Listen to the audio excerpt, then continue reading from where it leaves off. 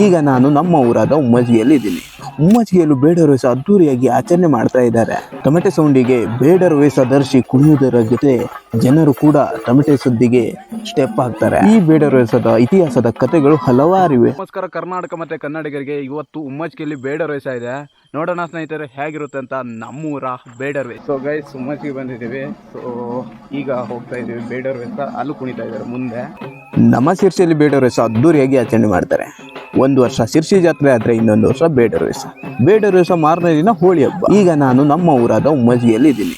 ಉಮ್ಮಜ್ಗಿಯಲ್ಲೂ ಬೇಡರ ವೇಷ ಅದ್ದೂರಿಯಾಗಿ ಆಚರಣೆ ಮಾಡ್ತಾ ಇದ್ದಾರೆ. ತಮಟೆ ಸೌಂಡಿಗೆ ಬೇಡರ ವೇಷ ಧರಿಸಿ ಕುಣಿಯುವುದರ ಜೊತೆ ಜನರು ಕೂಡ ತಮಟೆ ಸುದ್ದಿಗೆ ಸ್ಟೆಪ್ ಹಾಕ್ತಾರೆ. ಈ ಬೇಡರ ವೇಷದ ಇತಿಹಾಸದ ಕಥೆಗಳು ಹಲವಾರಿವೆ, ಹಲವಾರು ನಂಬಿಕೆಗಳನ್ನ ಕೂಡಿವೆ. ಇದು ಒಂದು ಕತೆಗೆ ಬಂದ್ರೆ ರಕ್ಷಕನೇ ರಾಕ್ಷಸ ಆದ ಕಥೆಯೂ ಕೂಡ ಉಂಟು. ಇನ್ನೊಂದು ಕತೆಗೆ ಬಂದ್ರೆ ಬಡವರಿಗೆ ಅನ್ನ ನೀಡುವ ಸಲುವಾಗಿ ಶ್ರೀಮಂತರ ಮನೆಗೆ ಹೋಗಿ ಕಳ್ಳತನ ಮಾಡಿ ಬಡವರಿಗೆ ಸಹಾಯ ಮಾಡಿದ್ದು ಕೂಡ ಉಂಟು.